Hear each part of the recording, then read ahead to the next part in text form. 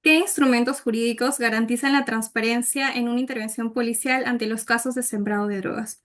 La presente problemática a toda la comunidad jurídica continúa generando mucha conmoción el actuar de determinados efectivos policiales cuando tienen la intención de coludir a sus víctimas con el propósito de ser denunciados por el delito de tráfico ilícito de drogas. Evidentemente, esta actitud tan deleznable ha generado también diversos pronunciamientos en la Corte Suprema, no sin antes destacar que dicha actitud tan cuestionable a la fecha contraviene el artículo 166 de la Constitución Política del Perú, en la medida que nos señala que todo miembro de la Policía Nacional tiene el deber de conservar el orden interno y a la vez garantizar el patrimonio tanto público como privado, de esta forma combatiendo la delincuencia. Ahora, en plano real, ¿siempre pasa eso? Vamos a descubrirlo en la presente entrevista. En esta ocasión cuento con un invitado muy especial que nos está acompañando con el propósito de analizar este tema de una manera más objetiva. Él es abogado por la Pontificia Universidad Católica del Perú, socio director en Jimmy Sotomayor y Abogados, ejerciendo la defensa en diversos casos emblemáticos en el país, con un segundo título a nombre de la Nación con mención de segunda especialidad en prevención y control de la corrupción por la PUC, y asimismo cuenta con estudios de especialización en blanqueo de capitales y técnicas de litigación oral en Puerto Rico y Estados Unidos. De esta forma me complace presentarles al doctor Jimmy Sotomayor. ¿Cómo estás? Mucho gusto. Es un honor para mí compartir este espacio contigo y presto a responder las preguntas que consideres necesarias. Doctor, es más que grato tenerlo en este espacio por primera vez. Me gustaría que inicie comentándonos cómo está, cómo se encuentra en esta noche, qué expectativas tiene para la entrevista. Gracias a Dios estamos bien. Acabamos de celebrar un aniversario más en el estudio. Además, nosotros, fiel a nuestro estilo, realizando actividades jurídicas, pero también académicas, no solamente con el equipo de mi estudio, sino también con otras personas con las que nos relacionamos constantemente. Y las expectativas sobre este podcast, sobre este capítulo de podcast en el cual he sido invitado, es dejar como enseñanza a la gente que va a escuchar este podcast cómo actuar ante una intervención en la cual intentan sembrarte droga o te siembran droga, ¿no? ¿Qué debes hacer? ¿Cómo se debe actuar? Vamos a dejar recomendaciones prácticas. Si es que al finalizar el podcast, el oyente, la persona que nos está viendo, termina por lo menos con 5 recomendaciones claras de cómo se debe actuar ante este tipo de situaciones, creo que habremos cumplido el objetivo, ¿no? Totalmente, y sobre todo tomar en consideración de que vamos a poner de conocimiento un tema muy serio que año tras año continúa generando bastante preocupación en todas aquellas personas que en algún momento pasado han sido víctimas, ya sea ellas mismas o algún familiares. Ahora, por otro lado, también me gustaría indicar bajo una línea jurisprudencial que tenemos un recurso de nulidad 303/2024 Callao, el cual ya va sentando unas bases, digamos, bastante considerables, señalando, por un lado, de que el hecho de rehusarse a no firmar un acta de intervención policial no le restará eficacia probatoria. Por otro lado, nosotros bien sabemos propiamente del derecho de que ninguna persona tiene, digámoslo así, la obligación de firmar, de suscribir algún documento que me involucre directamente con un presunto delito. Sin embargo, esto no invalidará la intervención de la misma. Por otro lado, me gustaría también, doctor, que inicie comentándonos por qué es tan frecuente los casos de sembrado de droga por parte de la policía a personas que son consumidores. Perfecto. Creo yo que el punto medular del sembrado de drogas está referido a que existe en la policía un afán de escalar dentro de la institución a costa de personas inocentes. Esto es, al policía que encuentra a una persona con la posesión de droga y él arma todo un operativo, seguramente va a ser reconocido a nivel institucional, ¿no? Y por ende va a sumar algunos galardones, algunos méritos que le va a permitir de forma posterior subir de rango. Este creo que es el principal motivo que lleva a los malos efectivos policiales a realizar este tipo de prácticas abusivas, pero también delictivas, porque hay que decirlo tal cual, ¿no? Que seguramente ya desarrollaremos qué delito es y demás.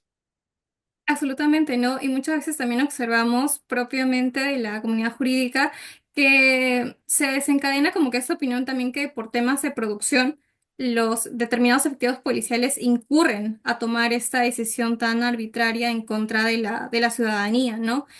¿Cómo podemos de alguna forma combatir o defendernos ante esta actitud que día a día pareciera que se propaga? A ver, unos primeros consejos prácticos, ¿no? Cuando uno es, no voy a decir víctima, pero vamos a decir cuando uno es sujeto de una intervención, correcto, se recomienda dejar establecido, grabado, evidencia de dicha intervención. No está prohibido, y eso lo tienen que saber, grabar la intervención no está prohibido, correcto. Entonces se puede grabar la intervención. Eh, y lo que recomiendo también es que apenas se vaya grabando, ir enviando esos videos a un contacto de confianza, porque puede pasar que el policía luego agarre el celular de simplemente desaparezca el celular y nos quedamos sin evidencia. Entonces, en la medida que se va realizando la intervención, hay que ir grabando y hay que ir enviando estos videos a un contacto de confianza para que vean cómo se está haciendo la intervención, ¿no? Ahora, otro consejo práctico. Dejes pues que el policía vaya a revisar solo el capot del vehículo. Baja tú, acompaña al policía, graba el momento que se hace la intervención en la maletera, en la parte trasera. Porque de lo contrario, si tú te quedas en el volante y confías en el actor de droga, lastimosamente hoy estamos ante la cultura o debemos estar ante la cultura de la desconfianza del efectivo policial, porque ya hemos visto casos en los que existe este tipo de prácticas delictivas, ¿no? Totalmente, ¿no? Y sigue siendo bastante deleznable que lo haya, aun cuando estamos en pleno 2025. Creo que también dentro de esta misma línea existe un pronunciamiento de la Corte, la cual señala de que es cuestionable esta versión de que de un sembrado de droga toda vez que se asume que el efectivo policial no tendría ningún afán o más que eso no tiene ninguna línea de parentesco, afinidad con esta persona investigada. Entonces, ¿cómo podemos dotar de credibilidad esta versión del imputado que efectivamente le han hecho este daño? Yo creo que ese pronunciamiento ya quedó en el olvido y en la historia, ¿no? Y digo esto porque hoy hemos visto casos en los que está relacionado el sembrado de drogas con el ascenso de los efectivos policiales a a los diversos puestos que ellos aspiran. Entonces, si analizamos las conductas, claro que hay una relación. No es necesario que conozcan, pues, al imputado. No hay un odio personal, seguramente, pero lo que sí hay es un afán de querer escalar dentro de la institución policial y es de público conocimiento que a los efectivos policiales los premian, les dan méritos cuando estos realizan intervenciones de este tipo, ¿no? De igual forma, sigue siendo bastante crítico, ¿no? Que a la fecha continúe siendo un tema que creo que a toda luz merece aún un pronunciamiento de la Corte quizás más ecuánime, pero en aras de promover una cultura preventiva más que sancionadora. En ese sentido, bien Coincido. sabemos de que las investigaciones en la inspectoría, por ejemplo, no son de fácil acceso. En este sentido, me gustaría plantear la siguiente pregunta. ¿Es necesario que las investigaciones disciplinarias de los policías sean de carácter público y de acceso inmediato a los ciudadanos a través de un registro? Por supuesto. ¿Por qué? Porque yo creo que una investigación que se le hace a un efectivo policial no solamente le interesa a ese efectivo policial, sino que le interesa a la sociedad en general, porque hay que saber quién nos está cuidando entre comillas, ¿no? ¿Quién nos está protegiendo o quién nos está sembrando? En ese sentido, las investigaciones que se hacen a nivel de inspectoría deben tener el carácter público y de acceso para toda la sociedad. Es más, debe estar regulado mediante la ley de transparencia y acceso a la información como uno de los supuestos en los cuales te deberían dar esa información. Hoy eso no es posible. Es más, te cuento, en un caso que yo tengo defendiendo a una persona que ha sido víctima de abuso policial, se hizo la denuncia ante inspectoría y nosotros como parte de gravedad tampoco tenemos acceso a la información de inspectoría. porque no somos parte, entre comillas. La única parte es el imputado. Nosotros somos agraviados en el proceso penal, mas no en inspectoría. Eso no tiene ningún sentido porque limita claramente el accionar de los agraviados. No solo eso, sino que también le resta transparencia y por ende objetividad a lo que se realiza dentro de inspectoría, porque además, dicho sea de paso, son policías investigando a otros policías. Exacto, no habría como una línea, digamos, de jerarquía que dote de objetividad y transparencia como usted lo señala.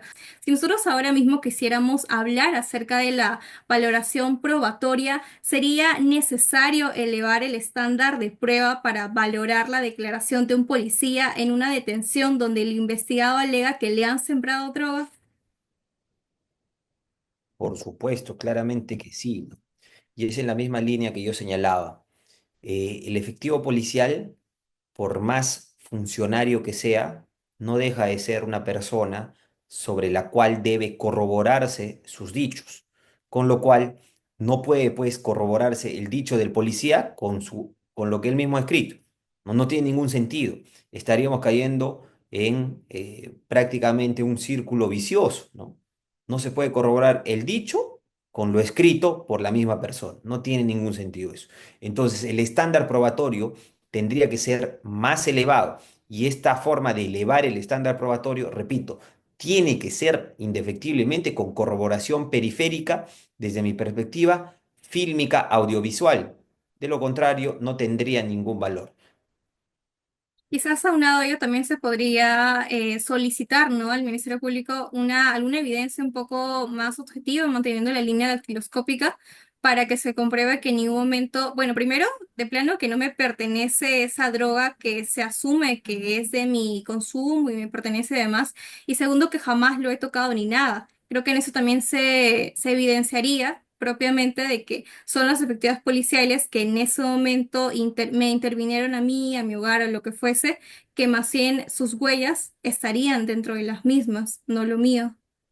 Por supuesto, creo que ese es un acto de investigación fundamental, una pericia medular para poder descartar o confirmar la participación en este ilícito, ¿no? Claro que sí.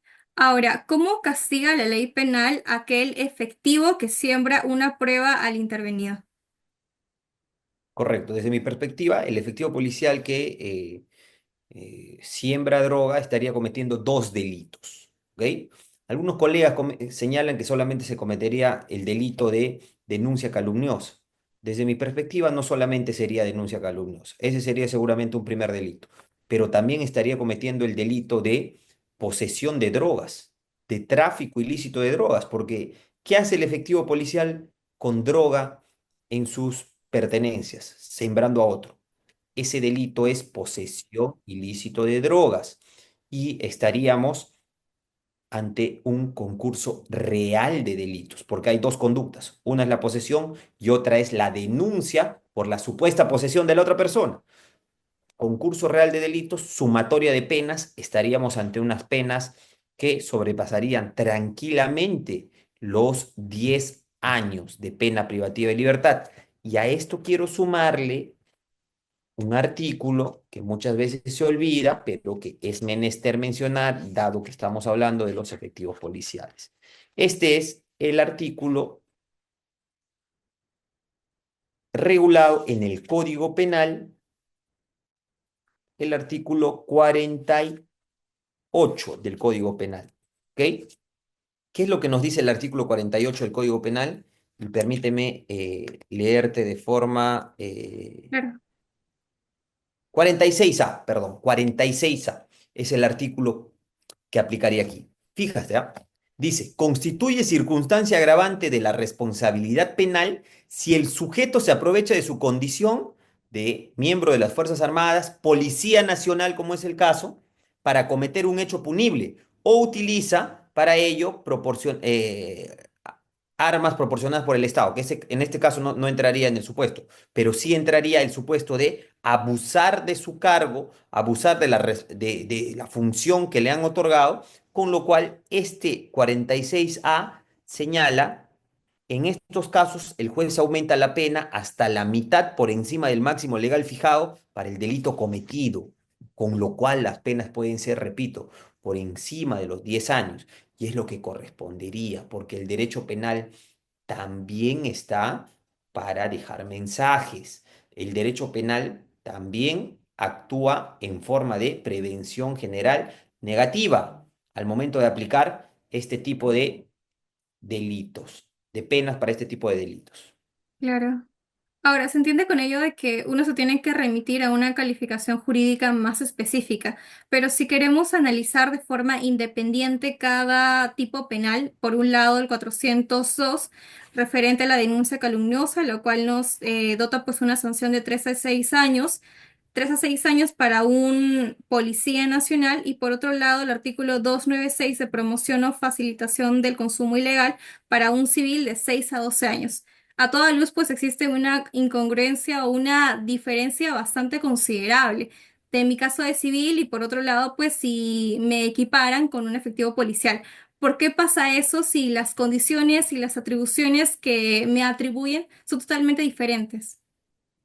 Bueno, yo creo que es una mala interpretación de la norma, ¿no? ¿Por qué? Porque en verdad el 46A lo que hace más bien es agravar la conducta, la pena, ¿no? Con lo cual el efectivo policial tiene o debería merecer una pena por encima del civil, ¿no? O sea, no hay que quedarnos en los artículos del Debería Código ser. Penal, sino que hay que ir a la parte general también que establece agravantes específicas cuando se comete el ilícito penal abusando del cargo, ¿no? Con lo cual, repito, para decirlo de forma literal, cuando un policía te siembra droga, lo que está enfrentando es una pena mayor a los 10 años, que puede llegar incluso hasta los 15, 18 años. Y lo digo no solamente por el delito de denuncia calumniosa sumado al delito de posesión, sino porque, repito, el 46A señala que se va a elevar la pena por encima de la mitad del máximo legal fijado. Entonces, las penas son altas. Ahora, lo que falta es que se apliquen. Eso es lo que falta, ¿no?